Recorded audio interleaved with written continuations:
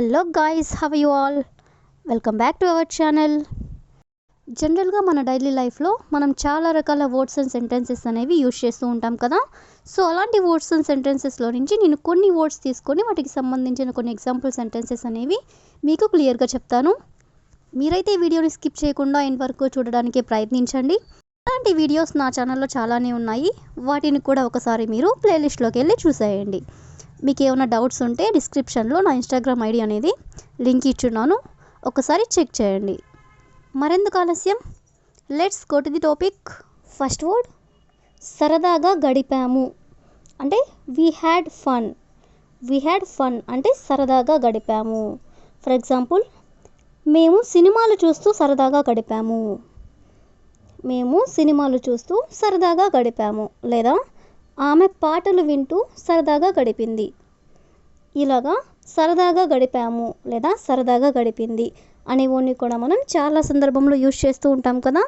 So ఈ వర్డ్ని తీసుకొని కొన్ని ఎగ్జాంపుల్స్ అనేవి చూద్దాం. సో ఫస్ట్ వన్, మేము ఆటలు ఆడుతూ సరదాగా గడిపాము.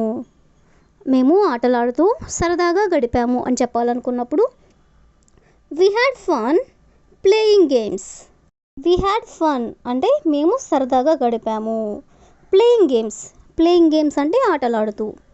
అదేవిధంగా నెక్స్ట్ వన్, ఆమె తన ఫ్రెండ్స్తో షాపింగ్ చేస్తూ సరదాగా గడిపింది. ఆమె తన ఫ్రెండ్స్తో షాపింగ్ చేస్తూ సరదాగా గడిపింది అని చెప్పాలనుకున్నప్పుడు she had fun shopping with her friends. She had fun అంటే ఆమె సరదాగా గడిపింది. షాపింగ్ విత్ హర్ ఫ్రెండ్స్ అంటే తన ఫ్రెండ్స్తో షాపింగ్ చేస్తూ. అదేవిధంగా నెక్స్ట్ వన్, వాళ్ళు నదిలో ఈత కొడుతూ సరదాగా గడిపారు.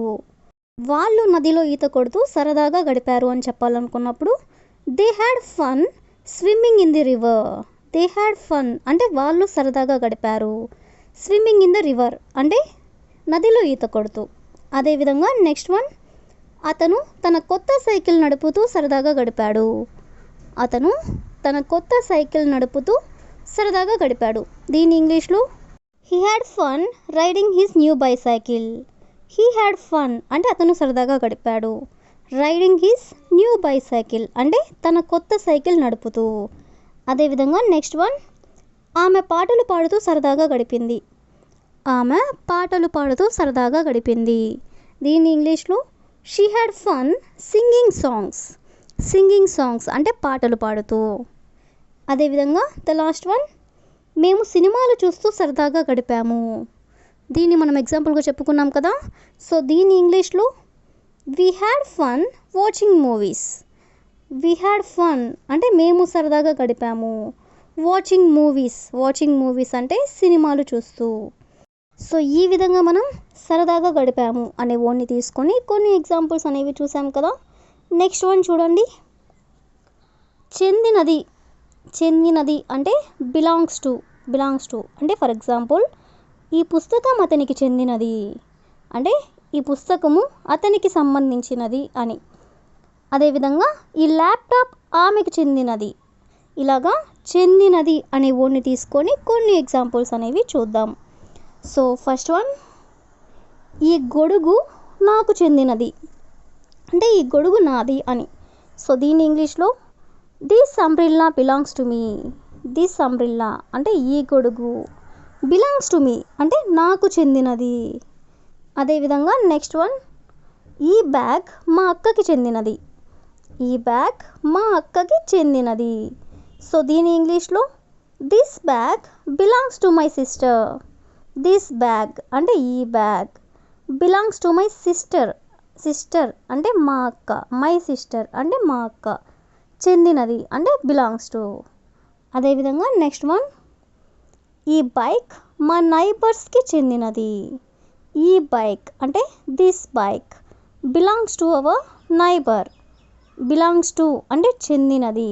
Hour neighbour, to our neighbour అంటే మా నైబర్స్కి చెందినది. నైబర్స్ అంటే ఇంటి పక్కన వాళ్ళలో అని. అదేవిధంగా నెక్స్ట్ వన్, ఈ మొబైల్ మాకు చెందినది.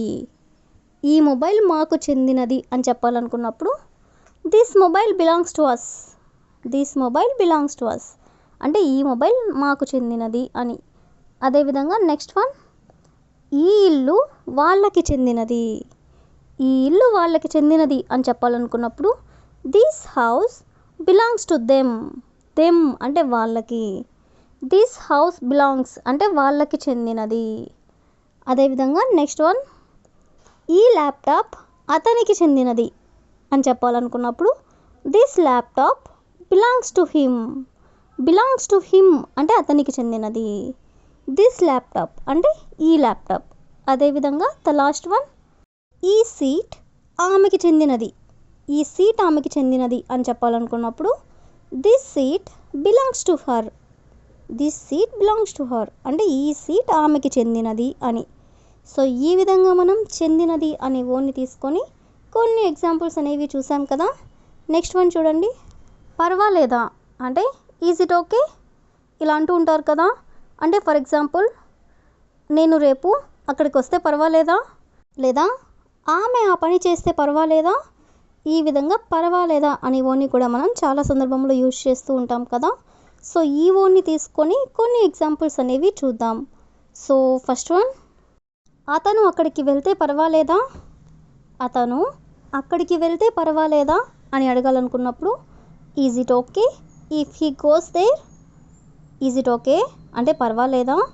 ఇఫ్ హీ గోస్ దేర్ అంటే అతను అక్కడికి వెళితే. అదేవిధంగా నెక్స్ట్ వన్, వాళ్ళు ఇక్కడికి వస్తే పర్వాలేదా. వాళ్ళు ఇక్కడికి వస్తే పర్వాలేదా అని అడగాలనుకున్నప్పుడు is it okay if they come here. Is it okay అంటే పర్వాలేదా. If they come here. If they come here అంటే వాళ్ళు ఇక్కడికి వస్తే.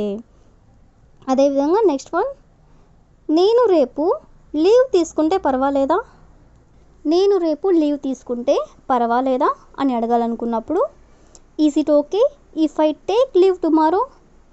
If I take leave tomorrow అంటే రేపు నేను లీవ్ తీసుకుంటే పర్వాలేదా అనేదాన్ని ఈజ్ ఇట్ ఓకే.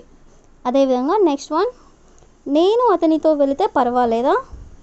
నేను అతనితో వెళితే పర్వాలేదా అనేదాన్ని is it okay if I go with him.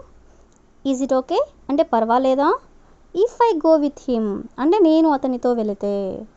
అదేవిధంగా నెక్స్ట్ వన్, నేను మిమ్మల్ని గద్దిస్తే పర్వాలేదా. గద్దిస్తే అంటే హెచ్చరించడం అని. సో దీన్ని ఇంగ్లీష్లో is it okay if I admonish you.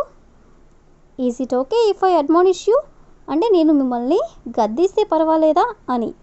So ఈ విధంగా మనం పర్వాలేదా అనే వర్డ్ని తీసుకొని కొన్ని ఎగ్జాంపుల్స్ అనేవి చూసాం కదా. So that's all for today.